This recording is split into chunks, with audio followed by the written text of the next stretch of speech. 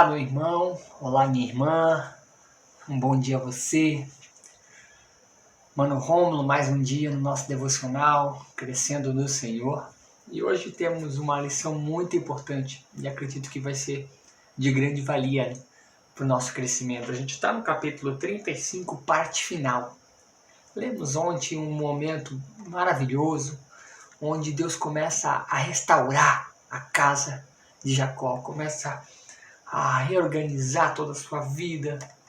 Jacó então direciona toda a sua família à purificação, direciona seus filhos, suas esposas, suas concubinas, mãe de seus filhos, a buscarem a santificação, a purificação e começarem a ter um novo recomeço com o Senhor. Isso foi maravilhoso, né, mano? Um recomeço da parte de Deus. A gente vai estar fazendo a leitura agora da parte final, a partir do versículo 16. Se você tiver a sua Bíblia, capítulo 35 de Gênesis, versículo 16. Hoje é dia 4 de agosto de 2020. Eu estou aqui já na madrugada dentro, tendo o privilégio de poder conversar contigo. Vamos fazer a leitura então, porque acredito que a gente vai ter aqui coisas maravilhosas para aprender e grandes lições. Primeiro, partiram de Betel e, havendo ainda uma pequena distância, chegaram a Efratá, ou Belém, Efratá, e deu Raquel à luz a mais um filho. Porém, esse nascimento foi para ela muito penoso. Em meio às dores de parto, disse ela à parteira: não temas, pois ainda terás este filho. Ao sair a sua alma, porque ela morreu, então lhe deu o nome de Benoni, mas o seu pai então o chamou de Benjamim. Assim morreu Raquel e foi sepultada no caminho de Efratá, que é Belém. Sobre a sepultura de Raquel, levantou Jacó uma coluna que existe até o dia de hoje. Então partiu Israel e armou a sua tenda para além da torre de Eder. E acontecendo que, habitando Israel naquela terra, foi Rubem e se deitou com Bila, a concubina de seu pai. E Israel soube. Eram 12 os filhos de Israel. O capítulo aqui ainda vai continuar falando sobre os filhos de Jacó, Os filhos de Israel, os filhos de Jacó.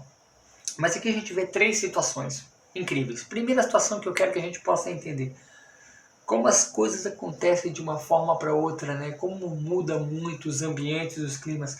Jacó era uma pessoa que passou por experiências significativas, incríveis, De todos os tipos. Jacó nasce puxando o calcanhar do seu irmão. O mais novo será aquele que dominará sobre o mais velho. Deus profere essas palavras no ventre de Rebeca, sua mãe. Profere a Isaac, seu pai. Jacó cresce sendo amado por Rebeca. Jacó rouba a primogenitura de Esaú. Na hora de receber a bênção do seu pai, todo aquele plano mirabolante da sua mãe Rebeca, ele se disfarça dizendo que é Esaú. Acontece aquela perseguição de Esaú para Jacó. Jacó é forçado a sair. Jacó então vai para a terra de Labão, se apaixona por Raquel à primeira vista. Labão então engana Jacó. Depois de 7 anos, no dia do casamento com Raquel, Labão coloca Lia para dormir com Jacó. Jacó não percebe, Estranho isso, mas Jacó não percebe. Dorme com Lia. Tem que trabalhar mais 7 anos agora por Raquel. E ele trabalha mais 6 anos, e ele sai depois de 20 anos, volta para casa. E agora com um pesar no coração, porque está com medo de encontrar seu irmão Esaú, mas ele encontra o seu irmão em paz. Deus sara aquele relacionamento. Jacó não obedece o Senhor, Jacó vai para uma outra direção. Nessa direção, Jacó então vê uma situação acontecendo bem desagradável com a sua filha, sua única filha. Então ela é abusada sexualmente. Seus 2 filhos, Levi e Simeão, tomam partido dessa situação, assassinam toda aquela família, todas aquelas pessoas, aquela comunidade. E aí a gente vê o Jacó, então, passando por várias experiências, mas uma das experiências eu, Rômulo, acredito que seja uma das mais impactantes, foi a perca da mulher a qual ele ama. Jacó perde Raquel. E Jacó perde Raquel numa situação que deveria ser um momento de extrema alegria, porque era o nascimento de mais um filho com a mulher do seu amor, a mulher da sua mocidade, a mulher ao qual ele amava. mas aquele momento que era para ser um momento de extrema alegria se transformou em um momento de extrema tristeza. Eu anotei aqui 4 coisas. Primeiro, o nascimento, né? A mãe dá um nome de Benoni para a criança. Benoni. Benoni. Benoni tem um significado diferente, né? Significa filho da minha tristeza, Benoni. Porém, Jacó ele muda o nome dessa criança e ele coloca o nome de Benjamim.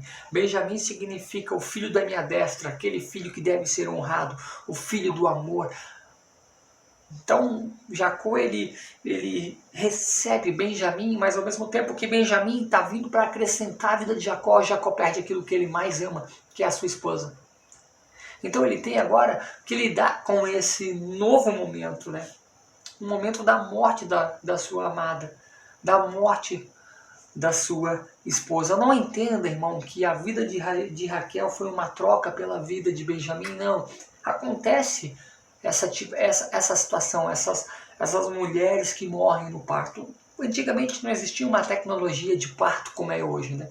Uma criança que nascia mal colocada, um feto mal colocado dentro do útero, geraria todo um transtorno para que essa criança nascesse. Lembrando que não existiam cesarianas, né? Todos os nascimentos eram de parto normal. Então era natural crianças morrerem no parto ou as mães morrerem ao dar à luz às crianças. Às vezes os dois faleciam, mas nessa situação Benjamim vem à vida, acrescentará e muito na vida e na história do povo de Israel. Acrescentará tanto que o primeiro rei levantado por Deus, né, o primeiro rei, ele vai vir da tribo de Benjamim. Saul, então, é da tribo de Benjamim. E uma pessoa influente no Novo Testamento, que é o apóstolo Paulo, também é da tribo de Benjamim. Então esse menino que vai nascer agora, numa situação bem trágica, vai acrescentar muito para a história do povo de Israel. Mas a situação final aqui que eu quero também fazer menção, uma situação meio complexa. Rubem, aproveitando aquele luto, aproveitando toda aquela situação, toda aquela dor, ele age de uma forma desprezível. Desprezível. Não tem outra palavra para usar. A gente pode usar qualquer tipo de adjetivo para isso, mas é desprezível. Entenda, né, meu irmão? Aqui, se a gente pegar mais ou menos e fazer um cálculo, os matemáticos e os teólogos, eles conseguem chegar porque não existe uma data exata, mas Rubem devia estar com 20 e poucos anos, estava na flor da juventude, né? Rubem, então, era um dos filhos de... Eu quero até pegar aqui para que você possa ter a diretriz certa. Rubem, então, é o primogênito de Jacó, né? Ele é o primeiro filho de Jacó com Lia. E esse menino, ele então vai dormir com uma das servas, a concubina, aquela que servia a Raquel. Então Rubem vai dormir com ela. É um episódio complexo, né? Bem complexo. Isso vai acontecer, vai gerar todo um transtorno para essa situação. E Rubem, ele é oportunista, né? Ele usa de maledicência, ele age de uma forma totalmente desprezível. Ele vai dormir com uma das concubinas do seu pai. Ou melhor, para que você possa entender, ele vai ter relações sexuais com a mãe de seus irmãos. Ah, complicado, né? Te falei que existem algumas histórias bem complexas na Bíblia, algumas histórias até apavorantes, aterrorizadoras e até repugnantes. Mas o Senhor, ele deixou isso aqui registrado para a gente que a gente pudesse ter uma base de que nada do que a gente está vendo hoje, é o fim dos tempos, Roma, é o fim dos tempos. Irmãos, as ações humanas, elas são iguais desde o dia da queda no Éden. Repugnantes, hipócritas, covardes, pretensiosas, maledicentes. Essas são as ações do homem caído, do homem da natureza humana, carnal. Esse tipo de situação. Que a gente possa crescer e aprender com esses exemplos.